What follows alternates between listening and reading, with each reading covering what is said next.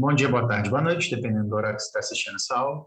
Meu nome é Eduardo Lima Cunha e essa é uma aula sobre ultrassonografia à beira-leito na urgência e na emergência. É uma aula introdutória ao assunto, focada aí para os acadêmicos. Bom, primeira pergunta que se pode fazer é por que utilizar ultrassom à beira-leito?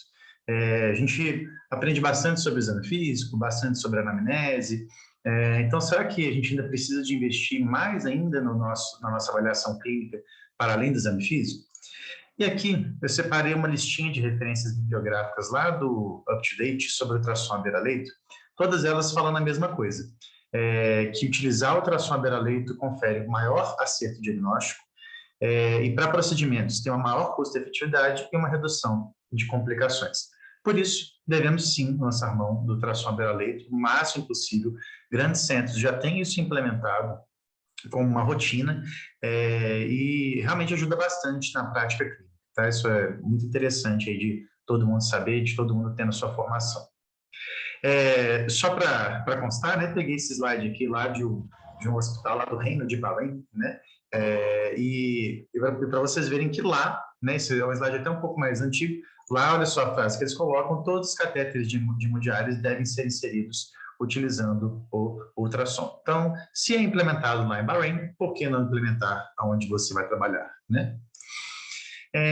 E hoje em dia os ultrassons eles estão ficando cada vez mais acessíveis, né? Inclusive, bom, ainda caros, mas mais acessíveis do que antigamente. E agora nós temos até transdutores que são acopláveis a smartphone e tudo mais, né? Então isso facilita o uso, facilita a praticidade aí para você adquirir seu ultrassom, né?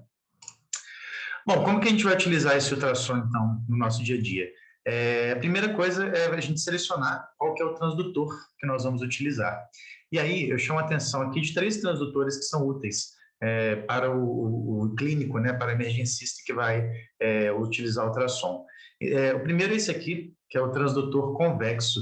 E o transdutor convexo, né, como o nome sugere, ele tem essa extremidade aqui mais arredondada, e ele é o melhor transdutor para enxergar estruturas profundas. Então, quando a gente quer ver uma estrutura abdominal profunda, quando a gente quer ver o parênquima pulmonar mais profundamente, ele é o transdutor de escolha. Depois, chama a atenção desse transdutor aqui, que é o transdutor linear. Ele é melhor para enxergar estruturas superficiais. Por isso, por exemplo, quando a gente precisa fazer um acesso venoso profundo, a gente deve utilizar esse, ou até o acesso venoso superficial, a gente deve utilizar esse tipo de transdutor. E só para constar, né, apesar do nome ser acesso venoso profundo, ele não é tão profundo assim na pele, né, alguns centímetros que você precisa introduzir sua agulha para dentro da pele do paciente. E aqui o transdutor cardíaco, que o nome já sugere, ele é utilizado para avaliar as câmaras cardíacas, né, e o pericárdio também. Quando a gente vai fazer o ultrassom, então, a gente coloca o transdutor sobre a pele do paciente, e é muito importante perceber que o transdutor ele vai enxergar naquela faixa ali que você está apontando. O transdutor ele não enxerga para fora de onde você está apontando. A imagem que vai aparecer na sua tela é esta daqui, né? Então fica mais ou menos assim. Imagina que a gente pegou esse transdutor convexo, colocamos ele sobre a pele do paciente e ele vai enxergar mais ou menos fazendo um cone aqui na nossa tela, do jeito que a gente está enxergando aqui, né? Então essa imagem aqui é o que o transdutor está enxergando. Se você quiser ver estruturas que estão laterais a essa imagem, você tem que deslocar o seu probe, ok? Bom, quais que são as indicações clínicas, então, do uso do ultrassom à beira-leito? Quais são as situações mais utilizadas? Então, a gente teria o protocolo RUSH, que é um protocolo que a gente faz para investigar choque e hipotensão, né, a esclarecer. Ajuda bastante a definir qual é a causa, ajuda a guiar o tratamento. A gente pode utilizar o ultrassom para o protocolo Blue, que é um protocolo de investigação de insuficiência respiratória. A gente pode utilizar o ultrassom no trauma, aí a gente fala do FAST e do IFAST, que hoje em dia é mais utilizado. A gente pode utilizar para avaliar a volemia e a tolerância a volume nos pacientes com choque, né? Então, enquanto a gente está fazendo a ressuscitação volêmica, o ideal é que a gente consiga guiar aquela ressuscitação por algum método, né? E, no caso aqui, o ultrassom beira-leito é muito bom, ajuda bastante. A gente pode utilizar para o diagnóstico de retenção urinária aguda, a gente consegue calcular, inclusive, o volume urinário da bexiga, tá? Se você fizer as continhas direitinho ali da bexiga do seu paciente. E, enfim, vocês vão ouvir muito essa frase na vida. Hoje em dia, o ultrassom é um complemento do estetoscópio, né? Ele complementa demais o exame físico. A gente descobre muita coisa usando o ultrassom. Vou começar falando desse protocolo RUSH, que é utilizado para investigação de choque e hipotensão. Basicamente, ele serve para a gente tentar diferenciar os 4 tipos de choque, que são o choque hipovolêmico, cardiogênico, distributivo e obstrutivo. Relembrando, né, o choque hipovolêmico, a gente divide ele em hemorrágico e não hemorrágico, né? Então, hemorrágico, o nome já sugere, né? Por exemplo, é um choque associado a um trauma, né? Uma ruptura de víscera maciça. E o não hemorrágico, a gente poderia falar, por exemplo, dos pacientes com desidratação, né? Um paciente com uma diarreia enteroinvasiva aí que ficou hipovolêmico. Então, basicamente isso. Choque cardiogênico, a gente tem várias causas possíveis, mas as 3 mais comuns são doenças do miocárdio, como infarto agudo do miocárdio, TAC ou bradiarritmias instáveis e lesões mecânicas, né, lesões estruturais como ruptura da parede cardíaca pós-infarto agudo do miocárdio. E o choque distributivo é aquele que a gente tem uma vasodilatação excessiva, por isso a nossa volemia está preservada, mas ela não consegue ocupar todos os espaços que precisam dentro da nossa vasculatura. Então a gente tem o infeccioso, que é o mais comum de todos esses choques que eu estou falando aqui, né, que no caso seria o choque séptico. A gente tem o choque neurogênico, que acontece devido a uma lesão da medula alta, né? E aí a consequência disso é que esse paciente vai ter uma vasodilatação patológica, uma vasoplegia, né, patológica. A anafilaxia, justamente por uma reação alérgica exagerada, a gente vai ter uma vasodilatação difusa com o choque distributivo consequente e outras causas aí, né? E dentro do choque obstrutivo, a gente tem que lembrar das doenças dos vasos pulmonares, principalmente aí, então, o TEP de alto risco, né? Que é aquele TEP que evolui com instabilidade hemodinâmica, e nós temos causas hemodinâmicas como o tamponamento cardíaco e o pneumotórax. Então, vejam só, né, todas essas causas aqui, ó, são complexas, né? Às vezes não é fácil a gente diferenciar elas na prática, por isso o ultrassom ajuda bastante. Então, o que o protocolo RUSH prevê, né? Ele prevê a avaliação dessas 4 áreas aqui. Então, a gente tem uma avaliação cardíaca, fazendo de 3 a 4 janelas cardíacas, que eu não vou falar a fundo nessa aula, né, só para constar para quem está assistindo, essa é uma aula que tem o objetivo de introduzir a teoria para uma aula prática, né? Então, para falar de avaliação cardíaca, precisa de um tempinho separado. A gente vai avaliar os recessos abdominais e pélvicos, a gente vai avaliar o parênquima pulmonar do paciente e a gente vai avaliar a aorta e podemos olhar ali também a veia cava inferior do nosso paciente, né? Começando então pela avaliação cardíaca, o importante da avaliação cardíaca para o médico não ecocardiografista, né, seria basicamente enxergar as câmaras cardíacas e observar que as câmaras esquerdas são maiores do que as câmaras direitas, tá? Esse é o primeiro passo da avaliação cardíaca. Você não precisa se preocupar em definir estruturas anatômicas detalhadas e tudo mais, né? Que é uma avaliação grosseira. Então, a primeira coisa, câmaras esquerdas são maiores do que as câmaras direitas? No caso que a gente está vendo nessa imagem, sim. Outra coisa, a gente consegue ver a contratilidade das câmaras direitas e das câmaras esquerdas. Isso você consegue ver bem mesmo a parede do ventrículo fechando e você consegue até estimar a fração de ejeção do seu paciente visualmente. Lógico que é uma conta grosseira, né? Mas quando o paciente tem uma hipocinesia muito importante do ventrículo, muitas vezes a gente consegue enxergar, tá? Então, basicamente, isso daqui.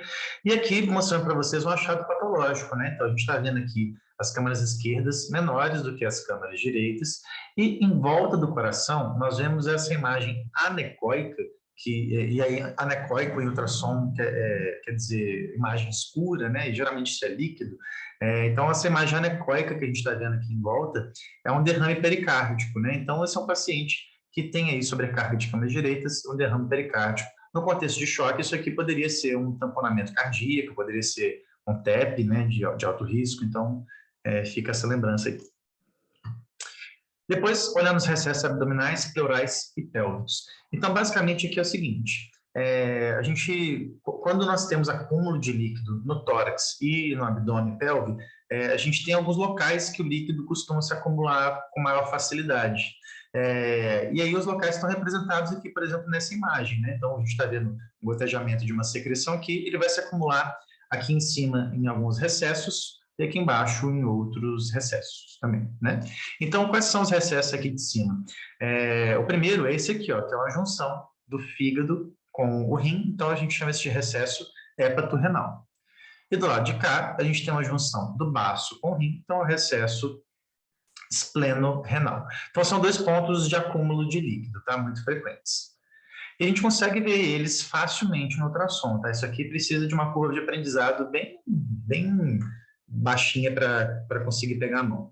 Então, aqui, olha só, o fígado e o rim. A gente vê que o fígado e o rim são bem juntinhos mesmo, né? Eles são bem colados. Eles são tão colados que as duas cápsulas deles formam uma linha hiperecóica, uma linha branquinha, né? Então, isso aqui é um espaço hepatorrenal normal, né? Ele é um espaço que não tem preenchimento por líquido nenhum. E do lado de cá, um espaço espleno-renal, baço de cá, rim de cá, onde eles se juntam também, as cápsulas acabam tendo um reforço acústico ali, né? Então, elas ficam com essa imagem hiperecóica, essa imagem branquinha. Isso é o normal. Aqui a gente está vendo os recessos pélvicos, né? E lembrar que no homem vai ser um pouquinho diferente da mulher, né? Mas a gente está vendo aqui, então, o útero, a bexiga, a gente vê que eles são bem juntinhos mesmo. A bexiga vai ter um conteúdo anecoico mesmo, né? Que é relacionado à urina, mas a gente vê que elas são bem coladinhas, né? E aí, quando a gente tem um achado patológico, quando a gente tem líquido na cavidade pleural, a gente vai ver, olha só, o baço separado aqui do rim. Então, a gente tem líquido no espaço espleno-renal. Então, por exemplo, num paciente chocado, a gente poderia pensar que isso aqui é uma hemorragia abdominal, né? Poderia ser um abdômen agudo hemorrágico. Então, ajuda bastante a definir. Aqui, bom, como não ficou escrito na imagem, não dá para saber direitinho, né? Se isso aqui é imagem espleno-renal ou hepatorrenal. Independente da que for, a gente está vendo que tem líquido, olha só, uma imagem anecoica entre o rim e o fígado ou o baço aqui em cima. Então, eu acho que é o baço. E aqui, para vocês compararem, né? O que é uma imagem normal com o que é uma imagem patológica. E outro espaço que a gente vai avaliar é o espaço pleural, né? Então, normalmente, olha só, isso aqui a gente está vendo uma transição entre o baço e o tórax. Essa linha branquinha que a gente está vendo aqui é o diafragma. E aí, acima do diafragma, a gente está vendo uma imagem anecoica, então isso é líquido acima do diafragma, ou seja, líquido na cavidade pleural. Então, por exemplo, num paciente politraumatizado, isso aqui seria um hemotórax, isso aqui explicaria a causa de um choque qualquer aí, né? Bom, depois no parênquima pulmonar, o que a gente vai avaliar? A gente vai avaliar o chamado lung slide. E o que é isso? Ó? Então, isso aqui é ultrassom pulmonar, e a gente está vendo aqui uma costela que gera uma sombra acústica, né? A costela, ela apaga a imagem do ultrassom, então por isso que a gente vê tudo escuro do lado de cá, mesma coisa do lado de cá. E entre as duas costelas, a gente está vendo essa linha branquinha aqui, ó, que na verdade é a linha pleural. Aqui a gente tem a junção da pleura visceral com a pleura parietal, elas se tocaram ali, e elas formam essa linha branquinha. Só que o que acontece? Abaixo das linhas pleurais, a gente vai ter muito ar, né? E o ultrassom, ele não é bom para enxergar ar em situação alguma. Porém, no tórax, o que acontece? Como ele não enxerga o que está abaixo, ele começa a produzir um artefato de repetição. Então, essa linha pleural, que é horizontal, ela por um artefato, ela se reproduz várias vezes, e a gente chama essas linhas de linhas A. Então, a linha A, ela é a linha normal, tá? O normal é a gente enxergar esse artefato de repetição, beleza? Então, esse é o primeiro ponto. Só que o que acontece? Se essa é uma foto, né, então ela não vai representar adequadamente a nossa prática, mas no paciente normal você consegue ver a pleura visceral deslizando sobre a pleura parietal. Então essa linha branquinha que a gente está vendo aqui, ela fica na verdade se mexendo o tempo todo, ela fica se deslizando o tempo todo uma sobre a outra. Isso quer dizer que a pleura visceral está em contato com a pleura parietal. Quando a gente olha para essa imagem aí, e a gente vê essa linha estática, quando a gente vê que ela não está se mexendo, isso significa que as pleuras elas se separaram. E o que separa as pleuras aí seria o pneumotórax, ok? Então, no parênquima pulmonar, é importante a gente pesquisar esse deslizamento pleural, esse lung slide. A ausência do lung slide significa pneumotórax. Bom, o segundo protocolo aí é o protocolo Blue, que é o de insuficiência respiratória. Para a gente fazer ele, a gente vai fazer 3 avaliações. A gente vai fazer o lung sliding, a gente vai fazer uma avaliação do parênquima pulmonar, pesquisando as linhas pulmonares fisiológicas ou patológicas, e a compressão venosa dos membros inferiores. O lung sliding a gente já falou, não preciso repetir, né? Agora, esse padrão do parênquima que é interessante da gente ressaltar aqui. Então, aqui a gente está vendo o padrão de linhas A, né? Linhas de repetição horizontais, tudo certo, tudo normal.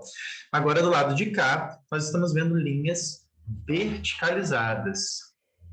Essas linhas verticalizadas, quem olhou ela pela primeira vez, imaginou que se assemelha a uma cauda de cometa, né? Então parece que é um cometa com a cauda dele aqui. Outras pessoas olharam e falaram que parecia com um holofote, né? Então por isso eles ganham esse nome de sinal do rabo de cometa, sinal do holofote. Mas basicamente a gente chama isso aqui de linha B. Então essas linhas verticais são linhas B. E o que elas significam? Elas significam que o paciente tem líquido ou espessamento do interstício pulmonar. Em um contexto de insuficiência respiratória aguda, isso geralmente significa congestão pulmonar, ok? Do lado de cá, a gente está vendo aquela linha pleural que parece que ela se despedaçou, né? Então, a gente chama isso de sinal do retalho, e aí esse conjunto de imagens despedaçadas são as chamadas linhas C, beleza? E C, você vai lembrar de consolidação. Então, isso aqui é uma consolidação, tá? Se a gente observar, a gente tem essa linha pretinha com uma linha, essa linha branquinha, desculpa, com uma linha pretinha embaixo, né? Muitas vezes a gente consegue vê-las até abrindo e fechando, e isso geralmente é o broncograma aéreo. Bom, então essa é a avaliação do parênquima pulmonar, né? Você vê que a gente já consegue identificar várias coisas. E aqui a gente tem uma avaliação dos membros inferiores do nosso paciente. O que a gente vai fazer aqui? A gente vai fazer uma compressão venosa. Então, olha só, aqui a gente colocou o nosso transdutor linear sobre os vasos femorais do paciente. Aqui a gente tem a artéria femoral, que ela é menorzinha, e aqui a gente tem a veia femoral, que é maior, tá? As veias têm um diâmetro maior do que as artérias. O que a gente fez aqui nessa imagem? A gente comprimiu, a gente fez uma força ali com o transdutor, e aí, quando a gente faz essa força, a veia ela se colapsa, enquanto a artéria ela se mantém aberta devido à pressão arterial, né? Então, isso é o normal é a veia ser colapsável. Agora, o que a gente está vendo aqui embaixo? Aqui embaixo, a gente tem a artéria junto à veia, e na hora que a gente tenta comprimir elas, a hora que acontece? A veia ela assume o formato oval, né? Ela não se colapsa completamente. Então, se ela não está se colapsando, o que está acontecendo aqui? Tem um trombo ali dentro. Então, essa imagem é suficiente para a gente definir que esse paciente tem uma trombose venosa profunda. Bom, no trauma, eu vou falar só do EFEST, tá? Que hoje é mais utilizado, né? Ele é melhor do que o FEST sozinho. O EFEST, ele preconiza que a gente faça uma avaliação dos recessos abdominais e dos recessos pélvicos, a mesma coisa que a gente já falou no comecinho da aula, a mesma avaliação. Aqui, a gente também vai olhar o pericárdio do nosso paciente, pesquisando derrame pericárdico, né, sinais de tamponamento, e a gente vai olhar pulmão e pleura, também pesquisando líquido pleural, e também pesquisando o lung slide, né? Então, é isso que a gente vai ver, tá? Então, tudo coisa que já foi falado nos slides anteriores. Aqui, então, a gente está vendo, olha só, aqui é o baço, o fígado, a gente tem aqui o diafragma, e aqui a gente está vendo uma grande coleção líquida em volta do pulmão, que está aqui, né? O pulmão, ele até fica parecendo essa barbatana aqui, né? De tubarão, né? Inclusive, é comum a gente ver ela até dançando, né? Conforme o paciente respira. durante o ultrassom, né? Então, como que é uma foto, não dá para representar essa imagem. Mas é isso, tá? Então, isso aqui seria aí um derrame pleural, que no contexto de trauma seria um hemotórax. Outro uso clínico do ultrassom seria para avaliação da volemia e da tolerância a volume. Então, novamente, a gente usa isso para ressuscitação volêmica aí durante o choque, né, principalmente choque séptico. Então, o que a gente vai utilizar como guia? E aqui cabe um parênteses, né, que essa é uma questão muito em aberto ainda na literatura. A literatura atual ainda está revisando esse tema várias vezes, então pode ser que uma coisa, o que eu estou falando aqui agora, daqui a algum tempo mude bastante. Mas, basicamente, se o paciente está em ventilação espontânea, a gente vai colocar o nosso transdutor convexo lá na veia cava inferior do paciente, e a gente vai pesquisar como é que está a variação da veia cava. Se vocês se lembrarem, a veia cava ela vai variar conforme os ciclos ventilatórios, né? Quando o paciente inspira, a caixa torácica ela se expande, então a pressão intratorácica diminui, e se a pressão intratorácica diminui, o sangue que está nas veias cavas tende a entrar em direção ao tórax, né? Ou seja, durante a inspiração, o sangue da veia cava inferior ele é sugado para cima em direção ao tórax e a veia cava ela vai diminuir de calibre. E durante a expiração, como a pressão intratorácica aumenta, a gente tem uma dificuldade do retorno venoso, então a veia cava ela se dilata um pouco. Então a gente vai ver muito do diâmetro da veia cava e dessa variabilidade dela. Se ela tiver menor do que 1,5 cm de diâmetro, ou se ela estiver colapsando mais do que 50% na ventilação espontânea, esse paciente ele deve estar hipovolêmico, ele deve responder à expansão volêmica, né? Então, cabe volume aqui. Agora, se o paciente já tem uma veia cava maior do que 2,5 cm e que ela varia pouco, cuidado, esse paciente deve estar hipervolêmico. No meio do caminho, a gente não tem uma segurança grande de falar, tá, pessoal? Então, no meio do caminho, o ultrassom ele não contribui tanto assim. Reforçando que isso aqui é uma regra muito generalizada, tá? Tem várias subsituações aí que a gente poderia levar em consideração, mas essa é uma regrinha aí que é mais ou menos um consenso na literatura atual. Se o paciente tiver ventilação mecânica, a variação da veia cava ela é diferente, né? Porque o tórax ele já está pressurizado, então o retorno venoso ele fica reduzido, por isso a cava ela já vai variar naturalmente menos mesmo. Então, se o paciente estiver variando mais do que 12%, a gente já vai considerar uma grande variabilidade da cava. Esse paciente deve ser responsivo a volume. E aqui, imagens só para vocês perceberem a diferença, né, de uma cava colapsada e de uma cava mais dilatada, né? Então, esse paciente aqui, se ele tiver hipotenso, faz volume tranquilamente, né? A veia cava está quase fechando totalmente. Agora, esse paciente aqui, né, a gente teria que fazer algumas medidas aí, mas, basicamente, essa veia cava tão alargada, ela provavelmente significa que não dá mais para você fazer volume nesse paciente. Se você fizer mais volume aqui, esse paciente deve ficar congesto. E as indicações cirúrgicas do ultrassom à beira-leito, né? Então, talvez a mais utilizada seria para guiar punções ou definir a anatomia de punções venosas. E de punções como um todo, né? Quais são elas? Os acessos venosos, tanto centrais como os periféricos, os catéteres de diálise, os acessos arteriais, como para a gente pegar lá uma pia, né? Uma pressão intraarterial, para paracentese, para toracocentese, para pericardiocentese, para biópsias e punções, né? Isso aqui até já foge um pouquinho da urgência de emergência, e, enfim, né? Ao infinito e além. Então, só para exemplificar, né? Aqui a gente teria um sítio jugular interno direito. Se a gente fosse fazer uma punção às cegas, né? Uma punção não guiada, a gente ia pegar aqui o trígono que se forma no esternocleidomastoide, né? Com a cabeça clavicular e a cabeça external aqui, e a clavícula do paciente. Então, nesse triângulozinho aqui, o que a gente vai fazer? A gente vai introduzir a agulha bem no ápice desse triângulo, apontando ela em direção ao mamilo do nosso paciente. E por que a gente aponta em direção ao mamilo? Porque a gente quer que a ponta da agulha fique para fora, você quer lateralizar a ponta da agulha. Por quê? Porque a jugular ela fica mais lateralizada nesse trígono, ela geralmente fica lateral à artéria carótida interna aqui, beleza? Bom, só que isso dá certo na maioria das vezes, mas tem pacientes que têm variações anatômicas, né? Então, conforme a gente está vendo aqui, a maior parte das vezes a jugular ela está para fora da carótida mesmo, mas às vezes ela está mais anteriorizada, às vezes ela está mais posteriorizada, igual a gente está vendo aqui, né? Então, lembrar dessas situações, por isso que o ultrassom ajuda bastante.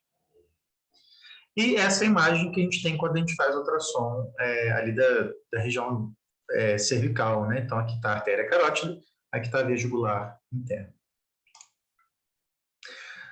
Olha lá, aqui então, um ultrassom sendo utilizado de forma fictícia, né, para guiar aí uma pericardicentese. Então, você coloca lá seu ultrassom, você vai introduzir a sua agulha lá para punção pericárdica e você vai ver essa agulha entrando no pericárdio enquanto você está segurando ali o ultrassom, né? Então, sempre que a gente vai fazer essa punção, a gente coloca o nosso probe sobre o vaso, a gente vai introduzir a agulha abaixo do nosso probe, né? O probe tem que enxergar a agulha entrando lá dentro do vaso. Aqui exemplos de slides lá do hospital de Bahrein, né, que eu falei. Então a gente vê aqui que o médico está utilizando o ultrassom, né, ele está utilizando de forma estéreo para colocar aqui um catéter de diálise e ele está lá olhando para o ultrassom enquanto ele está fazendo a punção, né? Mais ou menos essa técnica ali, isso que ele deve estar fazendo, né? E quando você faz isso, olha lá, você vê mesmo a sua agulha entrando dentro do vaso, né? Você vê ela penetrando no vaso e pronto, você viu que deu certo, né?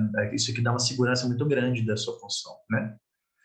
Aqui um outro ângulo, né? Uma anulação ali do probe, né? Mas mostrando a agulha entrando dentro do vaso jugular.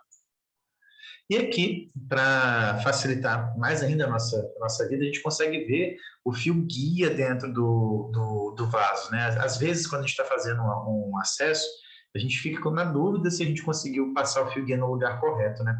Se o paciente está muito hipovolêmico, é muito fácil você perder a agulha ali enquanto você está passando o fio guia. Então, se deu dúvida, você pode confirmar pelo ultrassom que o fio guia está no local adequado e é só felicidade, só correr para o abraço, né? Então, é basicamente isso, né? É uma aula mais sintética, mas é uma introdução aí para quem for fazer a prática aí de ultrassom, ok? Espero que tenha gostado. Um abraço a todos e tchau.